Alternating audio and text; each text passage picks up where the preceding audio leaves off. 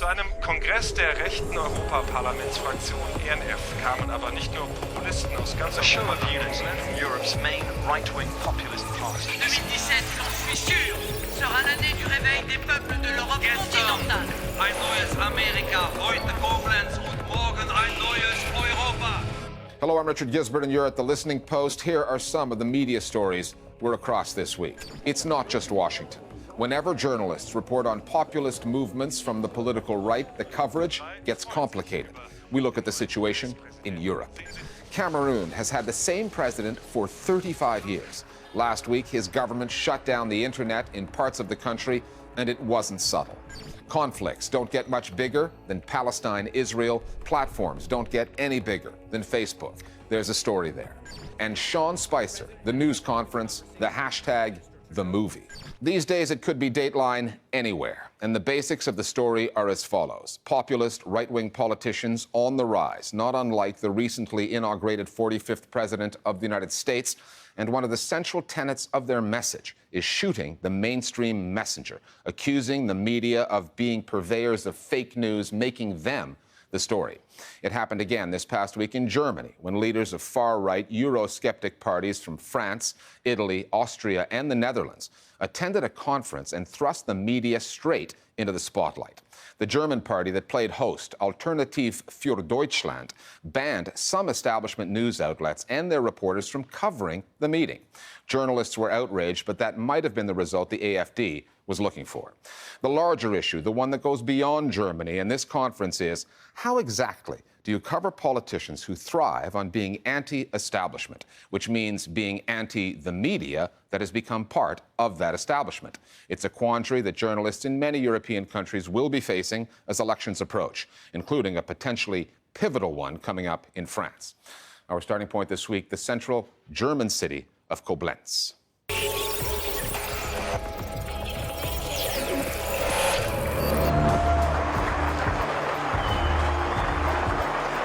They called it the Koblenz Counter Summit. On the guest list, Marine Le Pen, the leader of France's Front National, Geert Wilders, head of the Dutch anti-Islam Freedom Party, as well as delegates from other Eurosceptic or far-right parties in Italy and Austria. Among those not on the guest list, some of Germany's biggest news organizations, including the state-owned broadcasters, ARD and ZDF, banned from attending by the German party hosting the event, the AfD. Their main target in Germany is the state broadcasters, the public broadcasters, which are somewhat similar to the BBC in the UK. Die Spitzenleute von Europas Rechtspopulisten haben in Koblenz über die Wahlen beraten. These are very large broadcasting operations, and they really control, to a large degree, the media market in Germany. That's a key strategy for them now, and I spoke to one of my sources at the AfD yesterday, and he said that he foresees that becoming the norm for the AfD, that any event, any conference, anything they're able to control access to, they'll continue to ban journalists that they see as being against the AfD, and this is obviously a way to control what is written about them. They're trying to tap into this discontent in the broader populace, this feeling that this is really the elites who control the message here. This is a very PC message that you're getting from your television, and they don't want you to hear what we have to say, which is why they're always trying to shoot it down. Ich schätze es so ein, dass es der AfD... The AfD can use this to mark itself out as an anti-establishment party, a party of protest. So the extensive coverage, the attention given to it by the media is certainly valuable. Gewinnbringend für die Partei. Other outlets banned included Frankfurter Allgemeine Zeitung, one of the country's most influential newspapers, the weekly magazine Der Spiegel, as well as Politico Europe, the offshore offshoot of the American news site. By picking a fight with some of Germany's biggest mainstream news outlets, the AfD is tapping into suspicions many Germans have of their media establishment, a feeling not limited to the political right. The distrust of the media in Germany isn't just coming from AfD supporters. I mean, 44% of people in Germany distrust the media, yet the AfD right now is polling at about 15% of the population. So that's a very troubling figure, because this isn't to say that it's just people with extreme views who don't trust the media anymore. It's a very big portion of the population. The AfD, for example, started its own internet channel, a video channel. People in these circles decamp partly into social networks, and they take refuge in their own publications. They're active on Facebook and Twitter, and in that way they have built up an alternative press where you won't find anyone with editorial responsibility. None of that exists in these forums, and that makes it dangerous. Und das macht es dann auch gefährlich. Facebook has become a dumping ground for fake news and hate speech, much of it directed at Chancellor Angela Merkel, a pro-immigration leader AfD supporters oppose. The Chancellor has been called Hitler's daughter by one site, whose work spread virally. And if you search the term migrant rape epidemic in German, plenty of bogus news stories come up.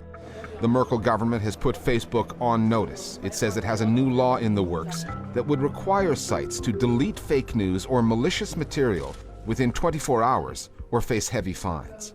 But it's the AfD's tendency to make real news that challenges the news media in new ways. Its propensity for breaking taboos, testing the limits of political discourse, such as when one of its regional leaders recently called the Holocaust Memorial in Berlin a monument of shame.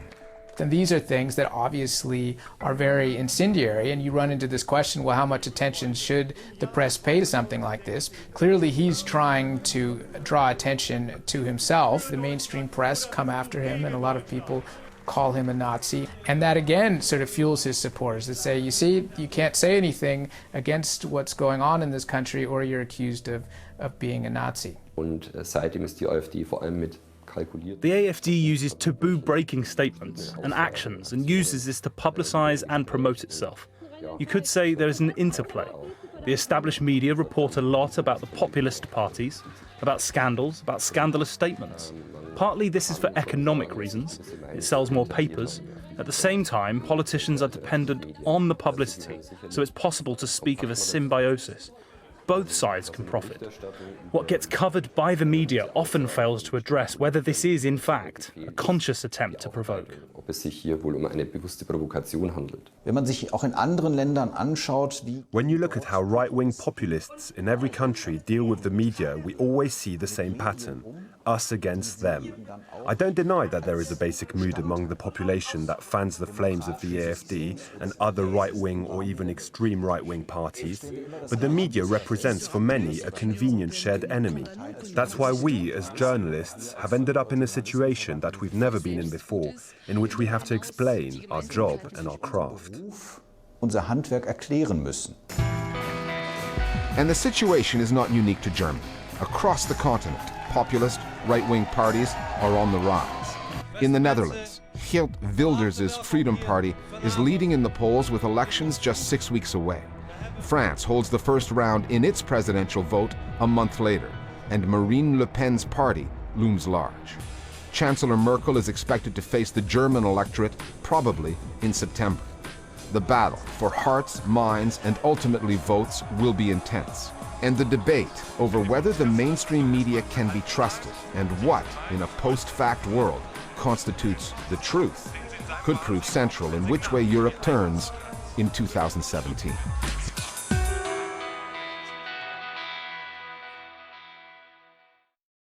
On the download now, our viewers on the seemingly inherent conflict between the news media and the political right. I think the AfD are getting a fair treatment by the German press, and one great example of that is how they continue to give so much airtime to chairwoman Frauke Petry, who basically spends a large portion of that airtime complaining about her interviewers. And I think that leaves a lot of people very confused as to what the AfD even is. Are these neo-Nazis, or is this a populist right-wing movement? And I think that that's been a challenge both for the media and for people who consume the media. Public trust in media is at an all-time low, and that people believe friends and contacts rather than the media. And they see the media as a new elite, which is a really scary development because it undermines democratic institutions when you don't have any trust in media anymore. The political world at the moment is very complex, and that maybe decision makers and the mainstream media has failed to really explain what is happening and to maybe show alternatives.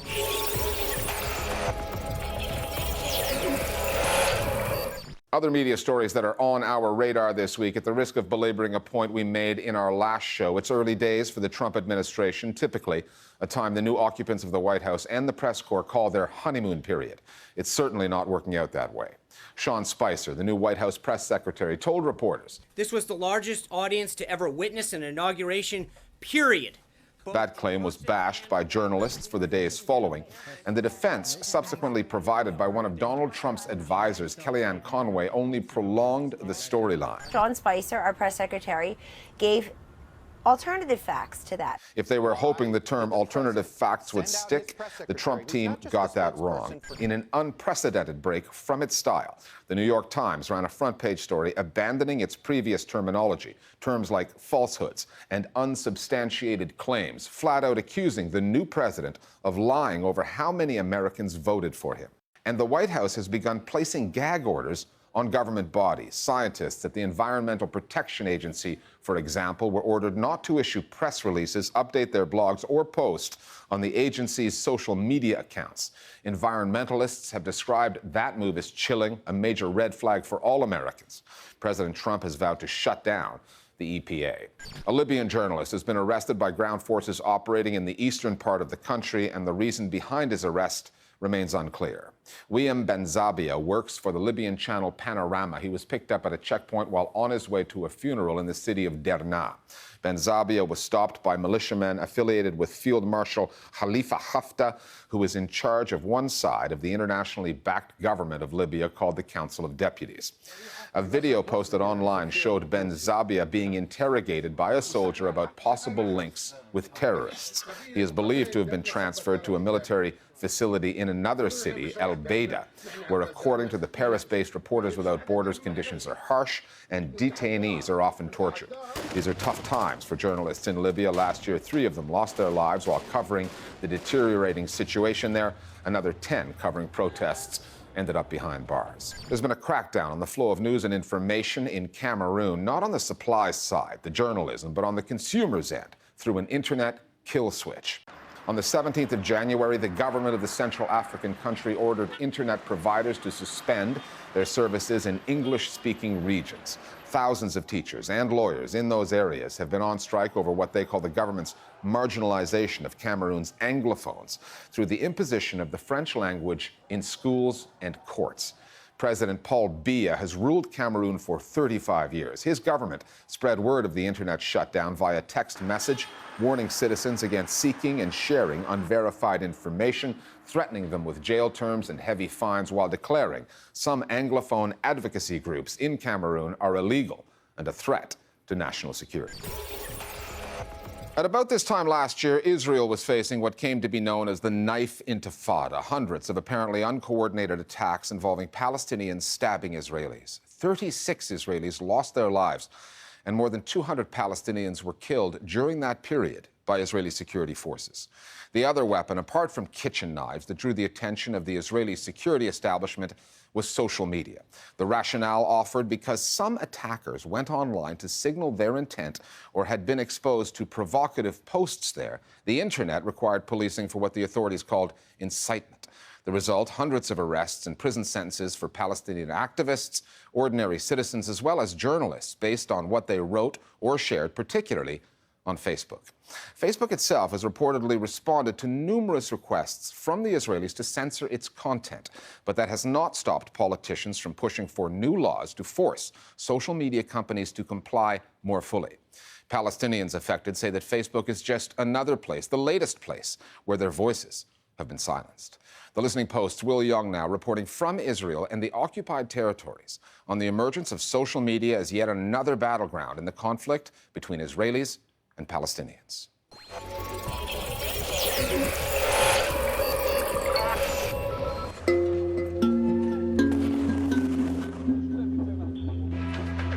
שלום רב לכם, We've been suffering from Arab violence and terrorism for 120 years now. It's not a new thing. The significant difference is the technology, which has suddenly come into being. מה שאנחנו רואים פה זה שילוב בין האסלאם הקיצוני והאינטרנט. אוסמה בן לאדן פוגש את מרק צוקרברג. Everyone has been swept away by it, and it makes headlines. Facebook is everywhere. Everyone is on Facebook all the time. It has a very strong and noticeable presence, so it's very convenient to focus on incitement on Facebook. האם אפשר לעצור את ההסתה הפלסטינית ברשתות החברתיות? It's an individual intifada. Nobody is organizing them. Nobody is telling them what to do. Nobody is sending them to do these things. They cannot control that, so they say, oh, this is Facebook. It's Facebook's fault. טרור היחידים לא מגיע משום מקום, אלא הוא מוזן מההסתה ברשתות החברתיות. I think sometimes the Israeli security forces target the social media instead of their own misjudgment or the way they cannot deal with the new terrorism, the individual terrorism. The occupiers are going through our posts one by one, word by word. They look for words like martyr, hero, resistance fighter, or intifada. If they find one word, they can build an entire case around it, and you could end up in prison for nothing. Last March, at the height of a wave of so-called lone wolf attacks, Israeli soldiers arrested Palestinian journalist Sami Al-Sayeh in a night raid on his home. Sentenced to 9 months in prison, Al-Sayeh became one of a growing number of Palestinians charged solely or primarily with the offence of online incitement. Due to the nature of my job as a news editor, I'm active on my personal Facebook page. I would share news about a martyr and post his picture, or about a girl who was arrested and post her picture, or about a child killed by the Israelis in Hebron and post her picture. Throughout the entire interrogation, they were saying that I was sharing inciting posts that enraged people on the street. Israel defines incitement very loosely. Firstly, there is the meaning and content of the post itself.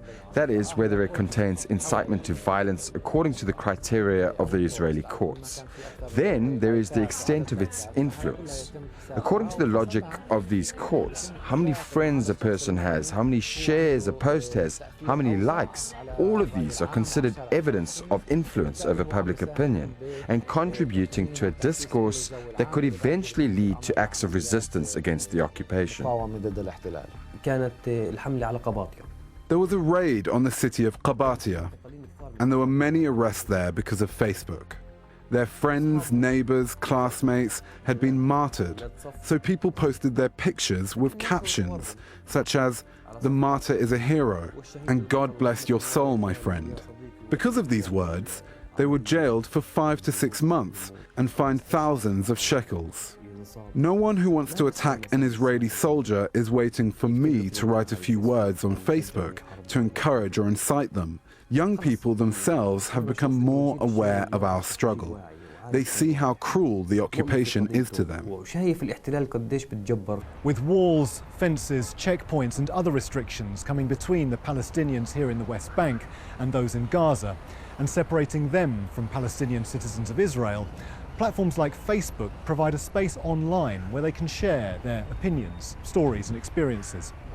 But with arrests, charges and convictions based on social media activity more than doubled in the past year, Palestinians are wondering whether social media is yet another space where Israel gets to make the rules. And perhaps where Facebook enforces them. Last June, when the Silicon Valley giant needed a new head of policy and communication for Israel, it hired Jordana Cutler, formerly chief of staff at the Israeli embassy in Washington, D.C., and before that, advisor to Prime Minister Benjamin Netanyahu. פייסבוק הפכה להיות גן עדן לטרוריסטים. The appointment came as top Israeli politicians publicly criticized the company, and Israeli lawyers threatened it with a $1 billion lawsuit. Cutler's appointment was hailed by Minister of Public Security Gilad Erdan as an advance in dialogue between the State of Israel and Facebook. 3 months later, Facebook representatives traveled to Tel Aviv to meet with Israeli officials, who, after the talks, said that the two sides would work together to tackle online incitement. Facebook, first and foremost, is a commercial company. Its aim is to earn money, not connecting people together or sharing. Facebook has a representative in every country. In every country, the representatives of Facebook meet with the relevant ministers. Facebook does police content, just not in a way that is balanced or is suitable for the criteria of the Israeli police. The direction this is going is that governments will increasingly force Facebook to govern the discourse. This is a global trend that I think will grow stronger, forcing Facebook, with its magical powers, to obey local laws. Facebook claims that it respects local laws, but when it backs Israeli accusations of incitement, we are talking about an occupation state, so this accusation should not exist in the first place. We have reached a stage where there is high-level cooperation between Facebook on one side and the Israeli occupation on the other, and this is very dangerous. לפני שנה 50% ממה שביקשנו היה מוסר, היום פייסבוק מסירה כבר 95% מהתכנים שאנחנו מבקשים. Even so, lawmakers are currently debating a so-called Facebook bill, which, if passed into law, would give Israeli officials even more power to force Facebook to censor as the Israeli government sees fit. For Palestinians, the consequences are felt beyond their computer screens and smartphones, reaching into society itself. We are a people divided between Gaza, the West Bank, Jerusalem, and the diaspora, and social media, particularly Facebook, helps to reintegrate us. Internet access is a human right because it is my right to seek knowledge and not to be subject to persecution either by governments or companies. It is our right, in our case as Palestinians, to express ourselves, participate, contribute. Surf the internet safely and without being hunted down for sharing this song or that poem or anything that conveys our realities, distresses and ambitions. The Palestinians don't have a state. They don't have institutions. They don't have freedom of movement. Some of them are subject to military law. There are all kinds of restrictions over them. So Facebook may be the only arena in which they can freely express themselves and create solidarity. If you take that away from them, this will create even more anger and rage, which will be executed into terrorism. You cannot take from people the need for social exchange and social connection. I mean, this is a very basic need.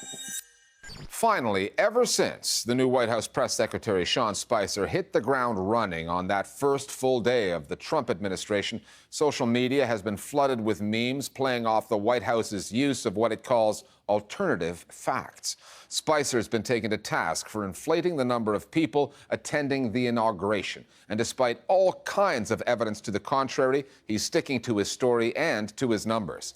However, hashtags like Spicer Facts and alternative facts have taken off. And our personal favorite is hashtag Sean Spicer, a film. It captures a largely fictional world where the kids are alt-right. We'll see you next time here at The Listening Post.